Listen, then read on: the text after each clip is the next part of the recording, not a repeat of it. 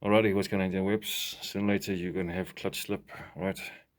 This is a high mileage motorcycle. She's got 54,000 kilometers on this motorcycle. It's about time I replaced the steel plates and the springs. Alright, I have recently replaced the friction plates. Alright, these are the friction plates, but of course these are the old ones. Alright, let's just have a look at these ones. This one's probably got like 54,000 kilometers. These ones have got like barely 1,000 on there, right before the engine blew up. Let's just examine these ones. You'll see that these things are rock hard. If you press on it like this and your nail doesn't even make a marking on there whatsoever, then you'll know that these things are bent. You can see they are black. Let's just inspect these things. You'll see, oof, see it skimming on there.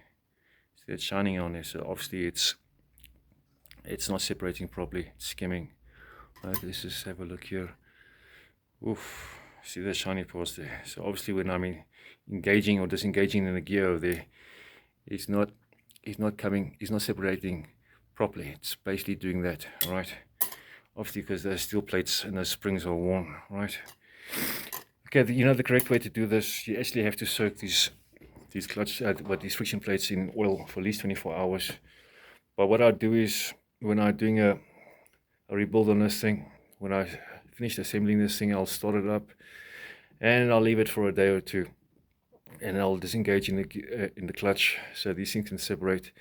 And of course the oil will of course lubricate these clutch plates, because this motorcycle has been standing there for about 3-4 months now. All right, so of course these things here, these friction plates here are dry. Okay, you do not want them dry, because once they're dry, it's gonna glaze the steel plates. All right, you can see I've got brand new steel plates here. Right, you have to loosey this in a crisscross pattern. Okay, 1 2 3 4 5, or 1 2 3 4 5. Okay, let's just loosey this, and I'll show you as we go along. Okay, you need a ratchet for this. I think this is a size 8mm. All right, put the video on pause and show you as we go along. Okay, we just remove these bolts here, these 5 bolts here. Let's just remove these springs. Okay, this is the pressure plate. This is the clutch basket. Okay, let's remove the pressure plate here. Damn it. It's very difficult to do this holding the camera in my hand over here, you know what I'm saying?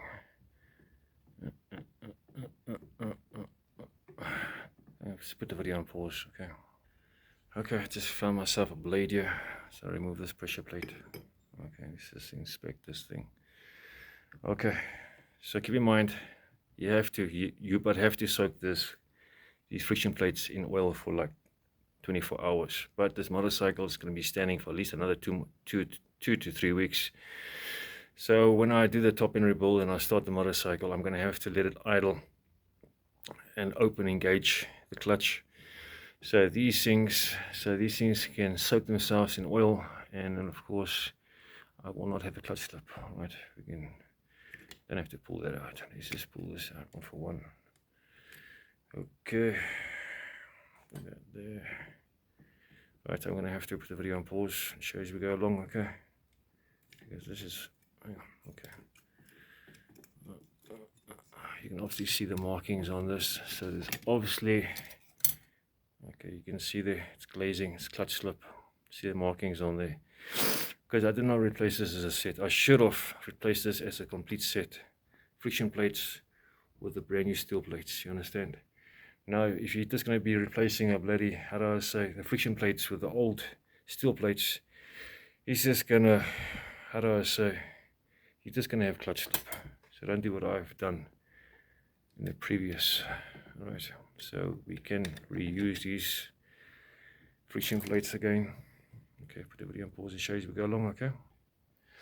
Alrighty, I just felt the ones of the friction plates that were inside over here. These things are barely 1,000 on here. And if I take my nail, I can basically scratch on here, right? So that's obviously a good sign. So my nail does make markings on here. But unlike these ones over here, these things are rock hard. Rock hard. It feels like almost like bent chalk. Alright, rock hard, alright. Alrighty, let's just install these ones.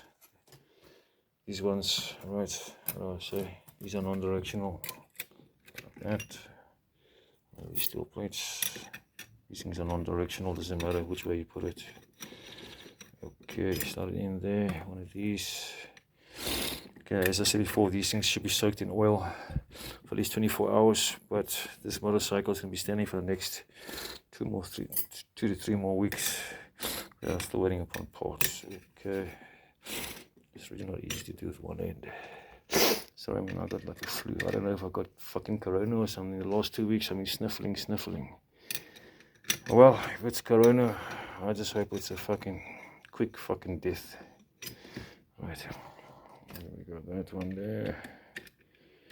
Okay, then you take a steel plate there. Okay, that one there doesn't matter which direction. Okay, then we're good to go. Then we got the springs. These springs are non-directional. Okay, they're not like the valve springs. Okay, these things are non-directional. Okay, you can see they can put it basically anyway. Let's just install our pressure plate. Okay, put our spring there. Spring, brand new springs after 54,000 kilometers. Okay, let's install our bolts here. One for one. You want to tighten these in a crisscross pattern, okay, to tighten down evenly. If you do not tighten these in a crisscross pattern, what you can have warpage, okay. It has to pull evenly on you, it has to tighten evenly on you, alright. Okay, otherwise